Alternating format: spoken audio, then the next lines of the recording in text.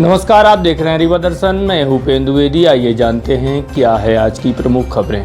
GST की 12 सदस्यीय team का सुधांशु शुक्ला के घर व ऑफिस में दबिश, खगाले जा रहे हैं दस्तावेज। कोरोना संक्रमण के बाद अब लंपी नामक संक्रमण तेजी से पशुओं में फैल रहा है। पशुपालकों में चिंता। मूक बधिर बच्ची के पेट में 4 माह का गर्भ, मचा हड़कंप। डीएसपी रैंक के अधिकारी कर रहे हैं मामले की जाँच। और बिरसा मुंडा की प्रतिमा हटाए जाने समेत विभिन्न मुद्दों को लेकर आदिवासियों ने धरना प्रदर्शन कर राज्यपाल के नाम सौंपा ज्ञापन। इन खबरों को आगे हम विस्तार से देखते हैं।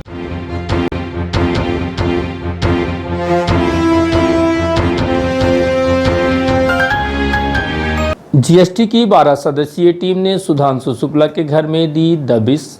ऑनलाइन टैक्स समेत डाटा में गड़बड़ी को लेकर बजरंग नगर स्थित सुधांशु शुक्ला के निवास पर जीएसटी विभाग की 12 सदस्यीय टीम द्वारा दबिश देकर छापामार कार्यवाही की गई।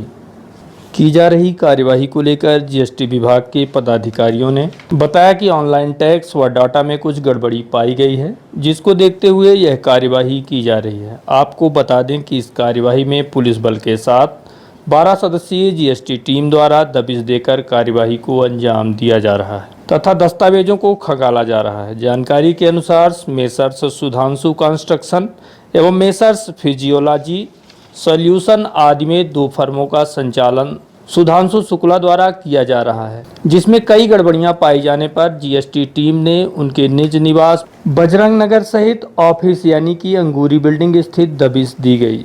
की जा रही कार्यवाही के संबंध में राज्य कर अधिकारी एसके साकेत ने जानकारी देते हुए बताया कि ऑनलाइन गड़बड़ी मिलने के बाद कार्यवाही शुरू की गई है। दस्तावेज खगाले जा रहे हैं। इसमें जो गड़बड़ी सामने निकल कर आएगी उस पर कार्यवाही की जाएगी।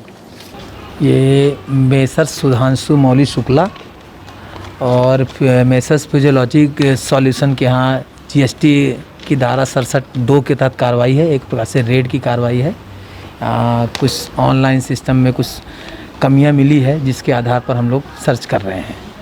तो अभी तो स्टार्ट हुई है कार्रवाई और जो भी निकल के आएगी आपको बताया जाएगा। नहीं, इनका व्यावसायिक प्लेस यही बताए हैं और एक अंगूरी बिल्डिंग में है, तो वहाँ भी हमारी एक टीम है कार्रवाई कर रही है। एसके साकेत राज्य कर अधिकारी, एंटीविजन ब्यूरो सतना संभाग और सागर संभाग। कोरोना वायरस जैसी खतरनाक बीमारी व संक्रमण अब तेजी से इंसानों के बाद जानवरों में भी फैल रही है, जो अत्यंत घातक मानी जा रही है। चिकित्सकों के मुताबिक जानवरों में फैलने वाला यह संक्रमण लंपी स्किन डिसीज वायरस की चपेट में आने से इन दिनों हजारों की तादाद में मवेशी आ रहे हैं। ऐसा माना जा रहा है कि यह संक्रमण साउथ अफ्रीका से शुरू हुआ है, जिसका सबसे ज़्यादा प्रकोप उड़ीसा में देखा जा रहा है। उड़ीसा से अपने देश के विभिन्न हिस्सों में यह बीमारी बड़ी तेजी से फैल रही है, जो कि विषाणु जनित है। इसका असर शहडोल संभाग के सैकड़ों गांवों तक पहुंच चुका है। ऐसा माना जा रहा है कि रीवा संभाग में भी हजारों की तादाद में मवेशी इसकी जद में आ चुके हैं। ऐसा माना जा रहा है कि जिस तरह के लक्षण इंसानों में कोरोना संक्रमण की वजह से पाए जाते हैं, ठीक उसी तरह के लक्षण इस लंपी नामक संक्रमण के भी हैं। चिकित्सकों के मुताबिक इस वायरस से ग्रसित मवेशियों की मौत भी हो रही है। इस बीमारी का भी अभी कोई इलाज नहीं है। यह बीमारी भी कोरोना की तरह एक दूसरे के संपर्क में आने से लगातार बढ़ती जा रही है। इस बीमारी के लक्षण की बात करें तो इसमें तेज बुखार, गर्दन में सूजन के साथ साथ पशुओं के शरीर में गांठ बन रही है, जिसको लेकर पशुपालक चिंतित है। इस लंपी नामक बीमारी से होने वाले कुप्रभाव व इसके लक्षण व बचाव को लेकर वेटरनरी महाविद्यालय के डीन डॉक्टर एस तोमर से बात की गई, तो उन्होंने इस बीमारी के संबंध में विस्तार से जानकारी दी। ये लंपी स्किन डिसीज एक विदेशी बीमारी है, अपने देश में पहले नहीं थी। ये अफ्रीकी देशों से आई है और ये विषाणु से होती है। और इसमें सबसे पहले ज़्यादातर गाय इससे प्रभावित हो रही है और कुछ हद तक भैंसों में देखी जा रही है। और इसमें सबसे पहले पशु की त्वचा पर नोडुल्स, गठान जैसी आ जाती हैं और बुखार हो सकता है, क्योंकि वायरस बॉडी में आता है विषाणु। उसके 4 दिन से लेके 14 दिन तक उसका वो संक्रमण काल है। उसके बाद में लक्षण दिखाई देते हैं। तो इसमें जब जानवर को बुखार हो, वो खाना छोड़ दे या खाना कम कर दे, या त्वचा पे कुछ गठान सी आ रही हैं, तो इसका ये लक्षण है कि ऐसे एनिमलों को, ऐसे पशुओं को अलग कर देना चाहिए अन्य पशुओं से। और उसके बाद में यदि आगे और निमोनिया हो सकता है तो जैसे सलावा, लार से और जो गंदगी रहती है, जो भी स्राव हैं, मल मूत्र, लार, सभी इसके द्वारा ये फैलता है और मक्खी और मच्छर इसके मुख्य वाहक हैं इस विषाणु के। तो सफाई रखना बहुत ज़रूरी है अपने फार्म पे। और एक बार यदि इन्फेक्शन बढ़ जाता है तो नोडुल्स होते हैं वो त्वचा पे, वो फूट जाते हैं। तो जब घाव जो खुल जाता है तो उसमें उसको जैसे ड्रेसिंग करना चाहिए, हीमेक्स ऑइंटमेंट लगाना चाहिए जिससे मक्खी मच्छर न बैठे उसमें। तो ये बहुत आवश्यक है। और इसका कोई उपचार नहीं है क्योंकि ये वायरस से होती है, लेकिन आगे बीमारी न बढ़े तो सपोर्टिव ट्रीटमेंट होता है। तो एंटीबायोटिक देते हैं और टॉनिक देते हैं इसमें, जिससे एनिमल को भूख जो है खाना खाता रहे। रोमियोनिक बोलस है और एंटीहिस्टामिक देते हैं जिससे कि निमोनिया पे कंट्रोल रहे। ये इसकी मेन उपाय है। तो इसमें दुग्ध उत्पादन काफ़ी कम हो जाता है। तो ये मेन किसान के लिए सबसे बड़ा घाटे का सौदा ये है। और वैसे ये दूध से मनुष्य में नहीं फैलता है, उबाल कर दूध पी सकते हैं, इसमें कोई वो नहीं है। ज़िले में ये शासन का विभाग है वो बता पाएगा कि एग्जैक्ट फिगर क्या है। हमें इसका भी जानकारी नहीं है। यहाँ पर जो महाविद्यालय में जो संयुक्त संचालक कार्यालय है शासन का, वो वहाँ पर आंकड़े होंगे इसके। नहीं, पशुपालकों को कोई खतरा नहीं है क्योंकि ये जूनोटिक डिसीज नहीं है। पशुओं से मनुष्य में फैलने वाला रोग नहीं है ये। यहाँ तक कि दूध में भी इसका वायरस नहीं आता भी है तो दूध उबाल के पी लेंगे तो कोई खतरा नहीं है। रीवा जिले में अभी तक इस संक्रमण से कितनी संख्या में मवेशी प्रभावित हो रहे हैं और इससे बचाव की दिशा में क्या क्या प्रयास किए जा रहे हैं, इस संबंध में उप संचालक पशु चिकित्सा विभाग डॉक्टर राजेश मिश्रा से भी बात की गई। तो उन्होंने भी इस संबंध में जानकारी दी। ये लंपी स्किन डिसीज़ यहाँ पे करीब पहली बार ही अभी इस प्रदेश में इसका उद्भेद हुआ है।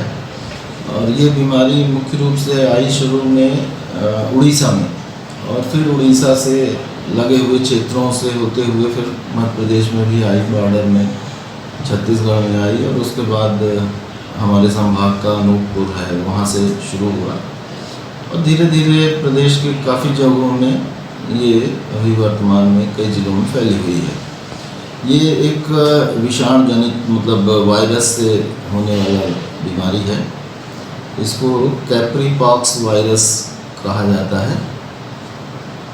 मुख्य रूप से इसमें जो लक्षण होते हैं या कैसे फैलता है, पहले अगर हम ये बताएं तो ये कांटेक्ट के कारण मच्छर, मक्खी, टिक्स जो हैं अगर प्रभावित पशु में है और वो फिर उसके पास के जो पशु हैं उनमें उतर के चली गई या उनको काटी तो उनमें भी ये चीज़ें फैल जाती है। इसके साथ साथ कांटेक्ट से भी होती है, उसके लार या और भी जो चीज़ें पशु एक साथ रहते हैं हर्ड में, इसलिए ये बीमारी हो जाती है।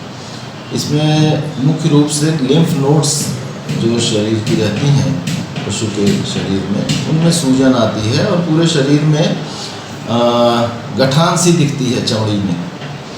तो जो दृश्य होता है वो थोड़ा ज़्यादा भयावह है रादर दैन की उसको होने वाले नुकसान से। इसमें पशु की मृत्यु बहुत ही रेयर है, बहुत ही अन्य किसी कारण से हो सकती है, अगर उस बीमारी के दौरान ही किसी अन्य चीज़ से भी वो प्रभावित है तो, वरना मृत्यु तो नहीं होती है। लेकिन पैर में सूजन आ जाना, दुग्ध उत्पादन में भी थोड़ा कमी आती है, तो आर्थिक रूप से जो नुकसान होता है वो थोड़ा सा ज़्यादा है रादर दैन की मृत्यु से। ऑटो इम्यूनिटी भी होती है, अर्थात 2-3 सप्ताह में अपने आप पशु ठीक हो जाता है। भैंस वंश में अभी बहुत कम या नहीं के बराबर देखा गया है ये इस बीमारी का उद्भेद। गौवंशीय पशुओं में ज़्यादा है। जहाँ तक गठान की बात है तो गठान जो है कुछ दिनों में कभी बार अगर प्रॉपर इलाज नहीं हो रहा है, उसको नहीं ध्यान दिया पशु मालिक ने, तो उस समय गठानें बर्स्ट हो सकती हैं, फूट जाती हैं, जिसके कारण घाव हो जाते हैं। तो घाव का एक नया समस्या शुरू होती है कि भाई कीड़े पड़ गए या इस ढंग की कोई चीज़ें शुरू हो जाती हैं, तो वो थोड़ा सा कॉम्प्लिकेशन होता है। अदरवाइज़ अगर उसका शुरू से अपन उपचार करें या रोकथाम करें, रोकथाम कैसे कर सकते हैं कि एक पशु से दूसरे पशु का संपर्क कम से कम हो। लेकिन अपने यहाँ की जो सामाजिक व्यवस्था है कि शेड जो गौशाला रहती है उसमें सारे पशु एक साथ ही बांधे जाते हैं, इसलिए थोड़ा सा दिक्कत का काम होता है। और एंटीसेप्टिक्स का छिड़काव करें, वहाँ मक्खी मच्छर किलनियाँ खास तौर से शेड गौशाला शेड में अगर बिल्कुल ना हो तो हम काफ़ी हद तक इसको रोक सकते हैं। जो सेकेंडरी कॉम्प्लिकेशंस हैं उनको रोकने के लिए ही हम इसका उपचार करते हैं। एंटीसेप्टिक क्रीम लगाना, बीटाडीन अगर घाव हो गया है तो बीटाडीन लोशन है, या उसमें मक्खी ना बैठे ताकि मैगेट्स ना पड़ें। और अगर ये दवाइयाँ नहीं उपलब्ध है, कोई चिकित्सक नहीं उपलब्ध हो रहा, कोई सहायक नहीं उपलब्ध हो रहा, तो नीम की पत्ती पानी में उबाल के और उससे भी नहलाया जाए पशु को, तो उससे भी काफ़ी राहत पशुओं को मिल जाएगी। मूक बधिर बच्ची के पेट में 4 माह का गर्भ। पुलिस जांच में इस घटना के पीछे मोहित शुक्ला का नाम सामने आया है, जिसके संबंध में आगे भी पूछताछ जारी है। इस मामले की जांच आगे डीएसपी रैंक के अधिकारी करेंगे। यह घटनाक्रम चौंकाने वाला है, जिसमें रायपुर करचुलियान थाना क्षेत्र अंतर्गत एक मूक बधिर बच्ची की तबीयत खराब होने पर उसे इलाज के लिए अस्पताल ले जाया गया, जहाँ चिकित्सकों ने बताया कि बच्ची के पेट में 4 माह का गर्भ है। इस बात को सुनते ही परिजनों के पैरों तले की जमीन खिसक गई और घटना की शिकायत थाने में दर्ज कराई गई। पुलिस द्वारा मामले की जांच व युवती से पूछताछ के लिए मूक बधिर विद्यालय समेत रेड क्रॉस से एक्सपर्ट बुलाए गए, जिससे पूछताछ के दौरान युवती ने मोहित शुक्ला नामक व्यक्ति के घर की तरफ इशारा किया और वहीं लेकर पुलिस उसे गई, जिसके बाद पुलिस ने मोहित शुक्ला को हिरासत में लिया है और पूछताछ की जा रही है। इस घटनाक्रम को लेकर अतिरिक्त पुलिस अधीक्षक शिव कुमार वर्मा से बात की गई तो उन्होंने घटना की जानकारी देते हुए बताया और कहा कि घटना की जांच डीएसपी रैंक के अधिकारी कर रहे हैं। जो तथ्य सामने आएंगे उस पर कार्यवाही की जाएगी। रायपुर थाना प्रभारी ने इसको गंभीरता से लेते हुए इसकी जाँच की। जाँच में निकल के आया कि जो पीड़िता है, ये पीड़िता कुछ समय से बीमार चल रही थी, तो इसके माता पिता और भाई के साथ ये थाने पे आए थे, तो उन्होंने बताया कि हमारी जो बच्ची है कुछ समय से बीमार थी, बीमारी के कारण इसका पेट फूल रहा था। डॉक्टर को दिखाया, डॉक्टर को दिखाने के बाद निकल के आया कि इसको 4 माह का गर्भ है। बच्ची से पूछताछ की गई तो बच्ची बोल नहीं पा रही थी, तो बच्ची को थाने लेके गए। थाना प्रभारी के द्वारा जब बच्ची से पूछने का प्रयास किया गया तो वो बच्ची बता नहीं पाई, तो फिर उन्होंने मूक बधिर विद्यालय से अध्यापक बुलाए कि साथ बात बच्ची की सुन के उसको समझ के हमको बता पाएँ क्या मामला था। वो भी सफल नहीं हुए। फिर एक अलग से रेड क्रॉस से अनुवादक गया मूक बधिर के साथ में, फिर बच्ची से पूछताछ जब की तो बच्ची के द्वारा कुछ इशारों से बातचीत बताई गई और एक बच्ची के द्वारा फिर एक घर पर ले जाके और आरोपियों के बारे में जानकारी दी गई। उन आरोपियों के बारे में जब पतासाजी की गई तो उनके कुछ नाम निकल के आए, जिसके कारण से फिर उसका बच्ची का 164 का कथन कराया गया। 164 कथन के बाद एक मोहित शुक्ला और उसके भाई का नाम आया है अभी पुलिस की विवेचना में। पुलिस द्वारा आगे की विवेचना की जा रही है, क्योंकि बच्ची जो है वो एसटी समुदाय से है और आरोपी का नाम निकल के आ रहा है वो समान वर्ग से है, इसलिए विवेचना वरिष्ठ स्तर से डीएसपी रैंक के अधिकारी करेंगे और आगे की वैधानिक कार्रवाई की जाएगी। अभी एक आरोपी को अभिरक्षा में लेकर पूछताछ की जा रही है। बिरसा मुंडा की प्रतिमा हटाए जाने समेत विभिन्न मुद्दों को लेकर आदिवासी समाज के लोगों ने राज्यपाल के नाम कलेक्टर को ज्ञापन सौंपा है। आदिवासी समाज के लोग बड़ी संख्या में एकत्रित होकर बुधवार को कलेक्टर कार्यालय पहुंचे और विरोध प्रदर्शन करते हुए महामहिम राज्यपाल के नाम ज्ञापन सौंपा और मांग की है कि विगत दिनों बिरसा मुंडा को जिन लोगों ने तोड़ा है उनके खिलाफ एफआईआर दर्ज कर राष्ट्रद्रोह का मुकदमा लगाया जाए।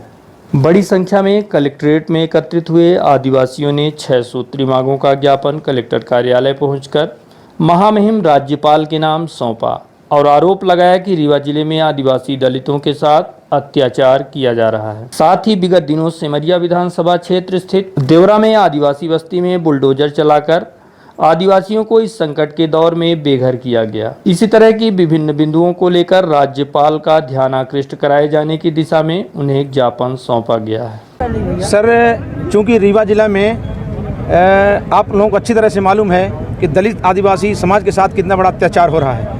उनको कहीं सुना नहीं जा रहा है और ना कि उनकी सुनवाई हो रही है।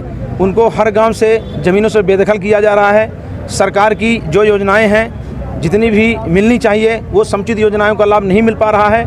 उल्टा इन लोगों पर फर्जी मुकदमे लगाए जा रहे हैं और ना ही किसी भी तरह की शासन की योजनाएं भी इनको मिल पा रही हैं और लगातार इनके साथ अत्याचार होता जा रहा है। रीवा जिला में अभी आपको अच्छी तरह से मालूम है कि इस महामारी के दौरान सरकार को कुछ न कुछ मरहम लगाना चाहिए, कोई योजना का लाभ देना चाहिए। चूँकि ना तो कोई योजना का लाभ दिया और ना ही इन लोगों के ऊपर कोई मरहम दिखाया और लगातार इनके दलित और आदिवासी समाज के ऊपर उन लोगों पर हत्या जैसे गंभीर मामले, बलात्कार और भी बेदखली की कार्रवाइयाँ की गई, लेकिन शासन प्रशासन की ओर से कोई भी वक्तव्य नहीं आया और ना ही कोई जांच की गई।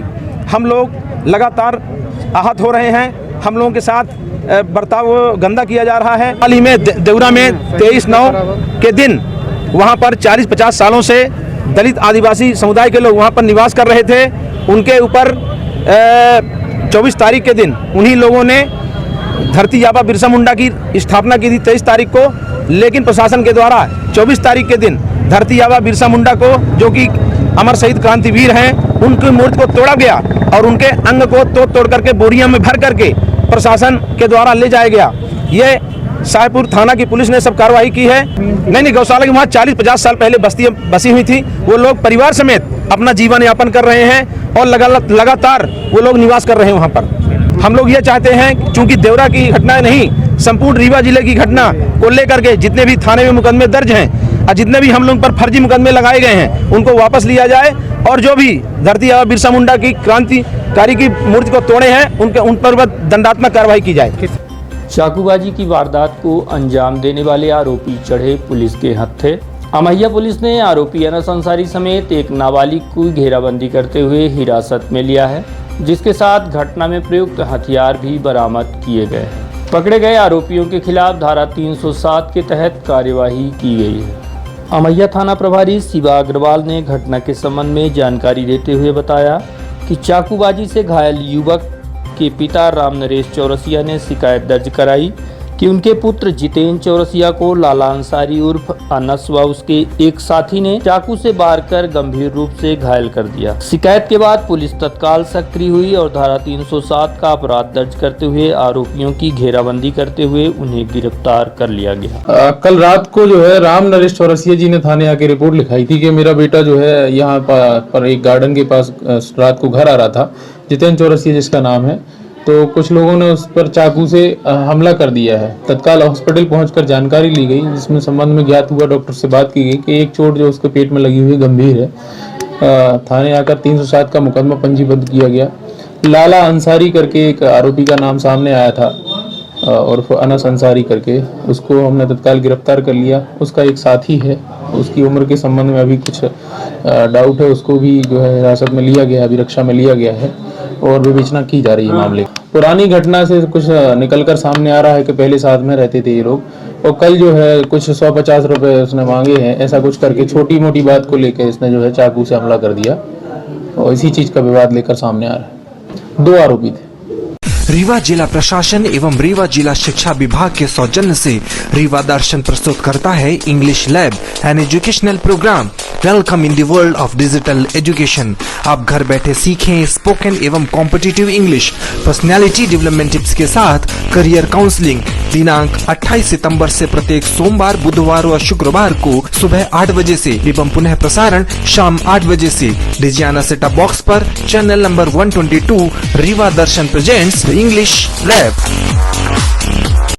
Business, house warming, love marriage, court cases, foreign tour, family problem, वसीकरण, मुटकरनी, ब्लैक मैजिक स्पेशलिस्ट और कुछ भी मसाइल हो, हर मसले का हल मौजूद है।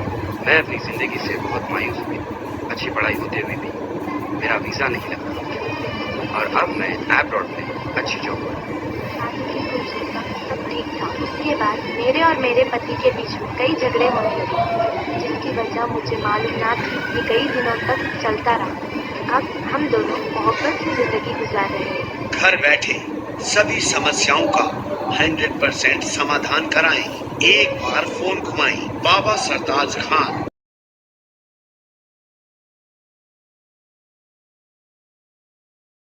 सोना मनपुरम लॉकर में रखो, ऑनलाइन गोल्ड लोन ऐप भी डाउनलोड करो। ऐसा हमरा भैया स्मार्ट हुआ, फोन के साथ स्मार्ट हुआ। सोना मनपुरम लॉकर में है तो कहीं किधर भी स्मार्ट बने, कहीं किधर भी स्मार्ट बने।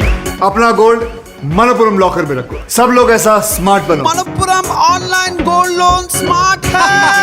महानगरों की तर्ज पर आपके शहर रीवा में भी आधुनिक साज सज्जा एवं स्वच्छ वातावरण के साथ खुल गया है चाय साय बार।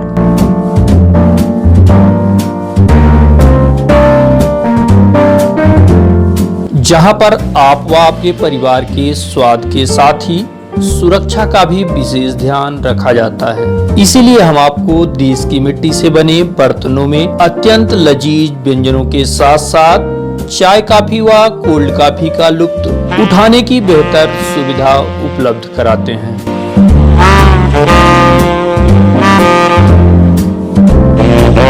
जहां पर विशेष रूप से हाइजीन का ध्यान तो रखा ही जाता है, साथ ही चाय साय बार आपके लिए पॉकेट फ्रेंडली भी है। यहाँ पर 10 रुपए से लेकर 100 रुपए तक के मेन्यू उपलब्ध हैं। चाय साय बार आपके शहर के मध्य विश्वविद्यालय रोड स्थित खुटेही में संचालित है, जहाँ पर चाय के 17 फ्लेवर के साथ ही कॉफी के भी दर्जनों फ्लेवर उपलब्ध हैं। तो आपके शहर रीवा में पहली बार चाय साय बार लेकर आया है बेहतरीन स्वाद व एहसास के साथ एक अच्छे माहौल में परिवार के साथ आनंद लेने का बेहतरीन विकल्प। तो आइए हम ये जान लेते हैं कि ये चाय साय बार कहां पर संचालित है। आपको बता दें कि चाय साय बार का पता है shop number 3 Tandon plaza, Canara bank के समीप, खुटेही, रीवा।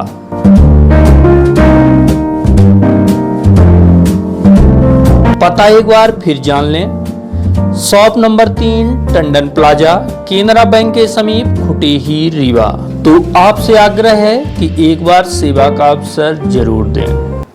रोजगार की मांग को लेकर दिव्यांग ने किया धरना प्रदर्शन। अपनी विभिन्न समस्याओं को लेकर दिव्यांग बल का धरना प्रदर्शन दूसरे दिन भी जारी रहा। धरने पर बैठे दिव्यांग बल की मांग है कि दिव्यांगों को रोजगार दिया जाए। इतना ही नहीं, दीपक दिव्यांग ने मांग नहीं माने जाने पर आत्मदाह की चेतावनी भी दी है। विगत कुछ दिन पूर्व ही दिव्यांग दीपक गुप्ता को एक आधार सेंटर दिया गया था, जिससे उसकी रोजी रोटी चलती थी, लेकिन अब इसे बंद कर दिया गया है, जिसके चलते उसके सामने रोजी रोटी का संकट खड़ा हो गया है। धरना प्रदर्शन कर रहे दिव्यांग का आरोप है कि बिना किसी जांच पड़ताल के उसका सेंटर बंद किया गया। इसी बात को लेकर उसने आत्मदाह की चेतावनी भी दी है। हमारी मांग है रोजगार। मुझे रोजगार दिया गया, इसके बाद छीन लिया गया। वो था आधार सेंटर। और जो है तो हम जिले के लिए भी मांग करेंगे, कुछ विकलांगों के लिए भी। जो मैं सामाजिक कार्यकर्ता हूँ और विकलांग अध्यक्ष भी हूँ, तो विकलांगों के लिए जो मांग है, जैसे मैं अपने वाहन को 4 साल से लाया जा रहा हूँ, लेकिन उसकी विकलांगता प्रमाण पत्र नहीं बनी हुई है, और जब बनवाने जाते हैं तो संजय गांधी बिछिया हॉस्पिटल इधर उधर भटकाया जाता है। और जो है तो बसों के लिए 50% आरक्षण दिया गया, वो भी नहीं मान कर रहे हैं रीवा ज़िले में अपने। और जो है तो पास बनवाने जाते हैं रेलवे, तो उसमें भी पैसा लिया जाता है, 300-500 जियो जैसे जिससे बनता है। अभी हमारे पास तो कोई प्रशासनिक अधिकारी नहीं है। कल से 9 बजे से मैं भूख हड़ताल पे बैठा हूँ, अभी तक कोई मिलने नहीं आया। और सामाजिक न्याय के अनिल दुबे जी हमें बुलाया गया और वो चल के नहीं आए। मैं खुद जाके उनको वो दिया, वो कागज दिए। मेरा नाम है दीपक गुप्ता, ग्राम पोस्ट सीतापुर, जनपद मऊगंज जिला। वहीं दिव्यांग बल के संभागीय प्रभारी अशोक कुमार विश्वकर्मा का कहना है कि दिव्यांगों को रोजगार देने के बाद प्रशासन द्वारा छीन भी लिया जाता है। साथ ही उन्होंने मांग की है कि जिले भर में जितने दिव्यांग हैं उनकी भर्ती विभिन्न विभागों में खाली पड़े पदों पर की जाए। इसके साथ ही प्रत्येक माह 600 रुपए मिलने वाली पेंशन को बढ़ाया जाए। प्रमुख मांगे ये है कि हमारे दीपक जी को 2 माह आधार केंद्र दिया गया था सुधार बनाने के लिए, तो उसको बिना सूचित किए बंद कर दिया गया। और प्लस मुख्यमंत्री आवास योजना में विकलांगों को कहीं भी नहीं मिल रहा है। और खाद्य मंत्री रामविलास पासवान ने 2 महीना पहले आदेश किया कि हर विकलांगों को 35 किलो प्रमाण पत्र दिखाने के बाद खाद्य मिलेगा, लेकिन आज तक ये नहीं मिल रहा। पेंशन नहीं दी जा रही हम लोगों की, ये सब समस्याएं हैं। लॉकडाउन के टाइम वित्त मंत्री ने घोषणा किया था कि विकलांग विधवा वृद्धों को 1-1 हज़ार रुपये 3 महीना दिया जाएगा, ये भी नहीं दिया गया। मतलब इतनी परेशानी कहीं भी सुनाई नहीं होती। रेड क्रॉस से जाते हैं तो विकलांगों का प्रमाण पत्र बनाने में परेशानी होती है। उनको कहीं बिछिया हॉस्पिटल भेजते हैं, कहीं संजय गांधी भेज रहे हैं। रेलवे पास बनवाने में 500 रुपये लेते हैं।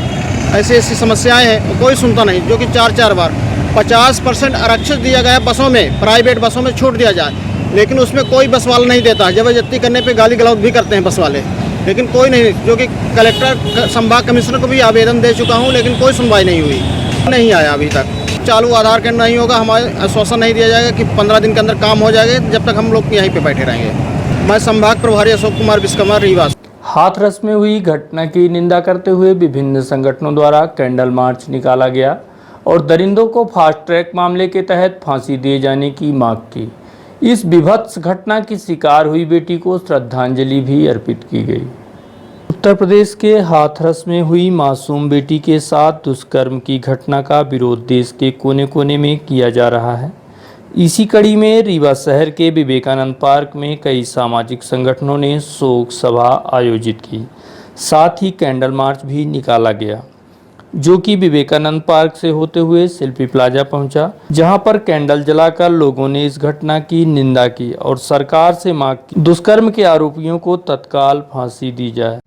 हाथरस की 19 वर्ष की बालिका मनीषा वाल्मीकि, अभी जिसने अपने जीवन के पूरे बसंत भी नहीं देखे थे, उसके साथ 4 हैवानों द्वारा योगी और मोदी की जहां सरकार है उत्तर प्रदेश में बलात्कार किया गया। उसकी जीभ काट ली गई, उसकी स्पाइनल कार्ड तोड़ दी गई और 12 दिन तक योगी सरकार यह कहती रही कि फेक न्यूज है और इसके साथ कुछ भी नहीं हुआ। जब पूरे देश के लोगों ने लगातार ताकत लगाई, तब 12 दिन बाद बड़ी मुश्किल से उसके ऊपर मुकदमे की कायमी हुई। आज सुबह हमारी प्यारी बेटिया की मृत्यु हो गई। हम सब शोकमग्न हैं। पूरे देश की जो 130 करोड़ जनता आज रो रही है। कहाँ लाओगे बेटियां यदि इसी तरह आप अपनी बेटियों को मार डालोगे। एक तरफ तो मोदी सरकार कहती थी कि बहुत हुआ नारी पर वार, अब की बार मोदी सरकार, और जब से सरकार आई है लगातार बलात्कार की घटनाएं लगातार बढ़ती चली जा रही है, हैवानियत की जा रही है। सन 2012 में जब निर्भया कांड हुआ था तो भारतीय जनता पार्टी की छतरानी तमाम जो अपने आप को बड़ी बड़ी वीरांगनाएं कहती हैं, वो दिल्ली मोमबत्ती लेके गई थी। आज उनके मुंह में ताला दे बढ़ गया है। स्मृति ईरानी, कंगना और तमाम जो नेता बनी फिरती हैं, और खुद मोदी जी उनके मुंह से नहीं निकल रहा है कि एक लड़की है कैसे हैवानों ने मार डाला। हम लोग फास्ट ट्रैक कोर्ट की मांग करते हैं और चाहते हैं कि 1 हफ्ते के अंदर इनको चारों को फांसी दी जाए। आज हमारे समाज की बहन बेटियां इस तरह की घटनाओं के कारण बिल्कुल असुरक्षित महसूस कर रही हैं। उनका जो उनको कहीं भी निकलने में इस तरह की घटनाओं को देख के हम पेरेंट्स हों, माता पिता हों, अपने बच्चियों को बाहर भेजने से उनके मन में एक डर पैदा हो गया है। देश की जो हमारी लॉ ऑर्डर है वो जो है तो इन सारी चीज़ों में ध्यान नहीं दे पा रही है। तो मेरा केवल कितनी अपील है कि जो ये देश की कॉन्स्टिट्यूशनली जो संवैधानिक जो राइट्स हैं उसके अनुसार में ऐसे अपराधियों को सज़ा मिलनी चाहिए। खास करके ऐसे दर्दनाक सज़ा मिलनी चाहिए जिसके लिए पूरा एक बार समाज हमारा गर्वान्वित महसूस करे और कोई भी माता पिता अपने बच्चों को बाहर भेजने में असुरक्षित महसूस न करे। कितनी बर्बरता पूर्वक उनके साथ बलात्कारियों ने उनके साथ क्या क्या कृत्य किया, बोलते हुए शर्म आती है। आज हमारे देश में हमारी कोई भी बहन बेटी सुरक्षित नहीं है। आज सरे राह दिन को, रात को, शाम को, किसी भी वक्त हमारी बहन बेटियों को उठा लिया जाता है और उनके साथ अन्याय अत्याचार किया जाता है, बर्बरता की जाती है, रेप जैसी जघन्य घटना जो है कर दी जाती है। उसके बाद भी सरकारें सोती रहती हैं। पुलिस का महकमा कुछ बोलने को तैयार नहीं, सरकारें कुछ बोलने को तैयार नहीं। इस तरह की घटनाओं के विरुद्ध हम लोग यहाँ पर अपनी बहन के लिए श्रद्धांजलि पे अर्पित किए हैं। सभी लोग एकत्रित हुए हैं और सरकार से यह मांग करती है कि जल्द से जल्द हमारी बहन के जो हत्यारे हैं, जो उन्होंने इस तरह का जघन्य अपराध किया है, उनको तुरंत फांसी दी जाए, फास्ट ट्रैक पर उनका मुकदमा लगाया जाए और फटाफट जो है उनको फांसी दी जाए। और अब चलने से पहले आज की प्रमुख खबरें एक बार फिर। जीएसटी की 12 सदस्यीय टीम का सुधांशु शुक्ला के घर व ऑफिस में दबिश, खगाले जा रहे हैं दस्तावेज। कोरोना संक्रमण के बाद अब लंपी नामक संक्रमण तेजी से पशुओं में फैल रहा है, पशुपालकों में चिंता। मूक बधिर बच्ची के पेट में 4 माह का गर्भ, मचा हड़कंप। डीएसपी रैंक के अधिकारी कर रहे हैं मामले की जांच। और बिरसा मुंडा की प्रतिमा हटाए जाने समेत विभिन्न मुद्दों को लेकर आदिवासियों ने धरना प्रदर्शन कर राज्यपाल के नाम सौंपा ज्ञापन। तो ये थी आज की प्रमुख खबरें। देखते रहिए रीवा दर्शन। दीजिए हमें इजाजत। नमस्कार।